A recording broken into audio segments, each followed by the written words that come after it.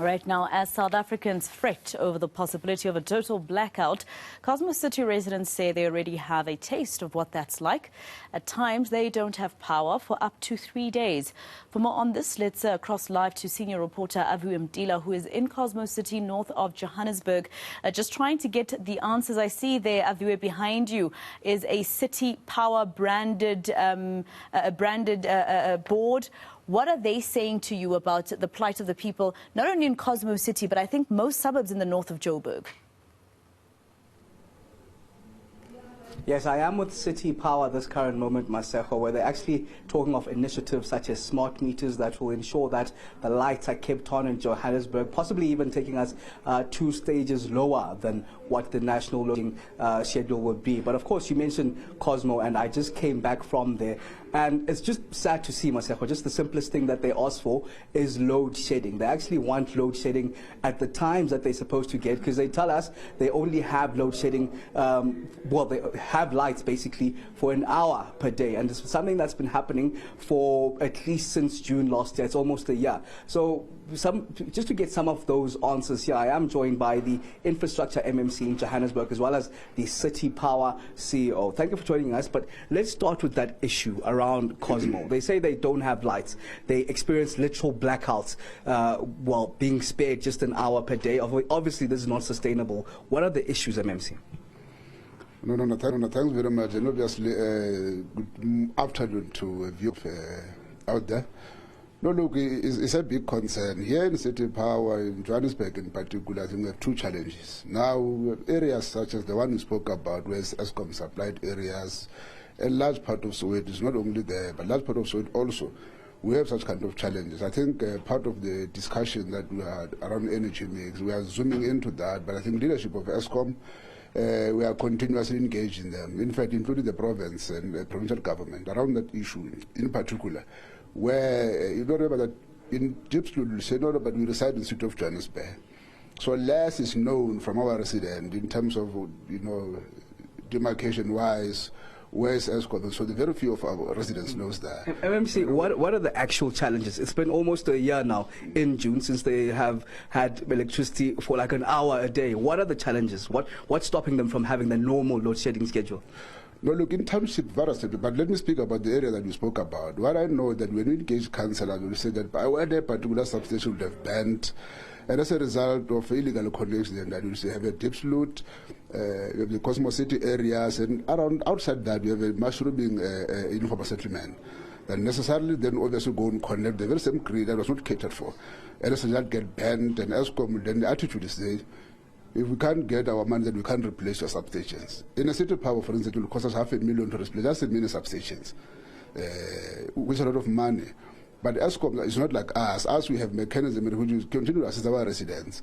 But in Eskom, they will say, no, look, we pay us, or if you don't pay us, then we don't come to replace your banned substation. How long will this continue for them having electricity for an hour, and how soon will this issue be resolved?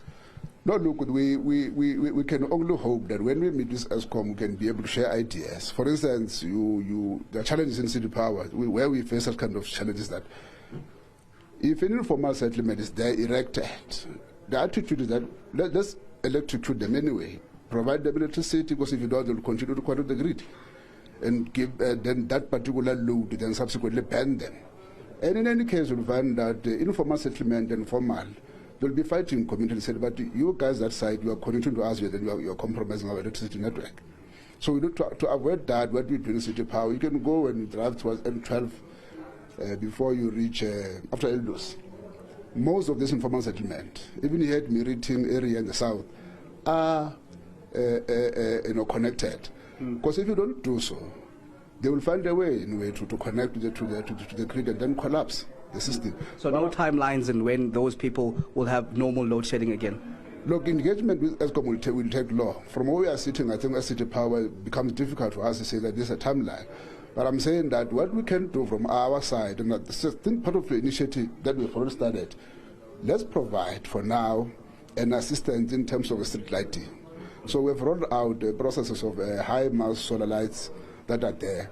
We are using solar basically because, look, we try by all means to move away from the grid of Eskom. If we put an Apollo light that use electricity, that becomes useless. So the high mass solar that we speak about, they are solar powered. In the absence of no electricity by Eskom, those communities will still have to be in the light and reduce crime rate. Thank you, MMC. I want to move on to the CEO quickly. How widespread is this challenge around Johannesburg? We know of Cosmo, but what are the other neighborhoods where they have longer outages than load shedding, CEO? For City Power side, you are looking at majority of our areas simply because our infrastructure is old. And also the areas that were heavily affected by the floods as well. Road Depot is another area where we had very high rates of theft and vandalism. So they are also off for quite longer because that happens during load shedding. We also have areas where there's overloading, unfortunately, and the system doesn't come back after load shedding. If you're looking at areas like in the El Dorado Park areas, and also areas where our substations are just old, and that's why we will be energizing new substations in the El Dorado Park side as well as Road Depot side, because those areas are heavily affected. I want to get onto the smart meters.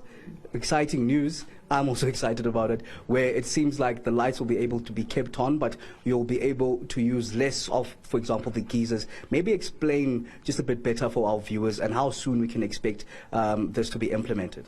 Yes, it's exciting indeed. So what we're looking at is technology that allows us to limit the load of the customer as opposed to total load shedding, because when we're doing load shedding, it means you're totally off. So we've got technology that we are able to send signals to your meter, and then we are able to drop the load that you are drawing from your meter.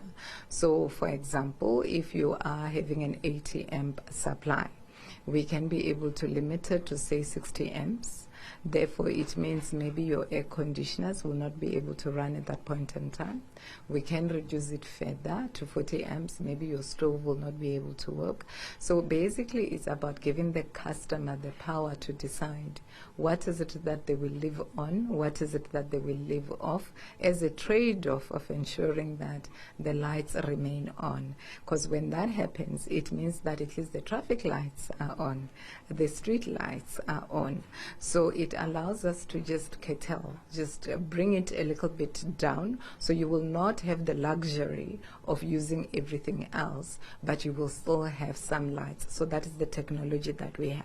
And then timeline, sorry, on that, when can we expect it to be implemented right across Gauteng, and what will the houses be using at home, for example, smart meters and what else maybe? So this is definitely 2023 news, right? So what we're showing today is a demo that we've actually done the proof of concept from our side, that the system is actually working. We now just need to roll out more smart meters, and we just need to do a bit of coding on our systems. So for us, the systems go. What we were waiting for was more at the budget allocation, and we are happy to say that that is a process that the political leadership is managing very well, because they're definitely prioritizing addressing the energy crisis. So for us, we're looking at 2023. So the team from City Power side will work on a 6-month horizon of ensuring that there's a full rollout across City of Johannesburg. It's obviously a phased rollout. Other areas will be on before other areas.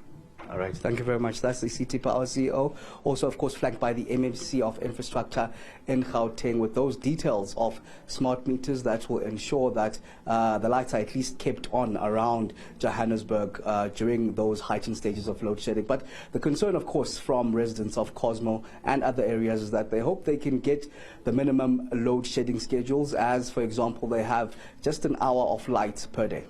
All right, senior reporter Aviwe Mtila live for us in Johannesburg. Let's leave it there for now.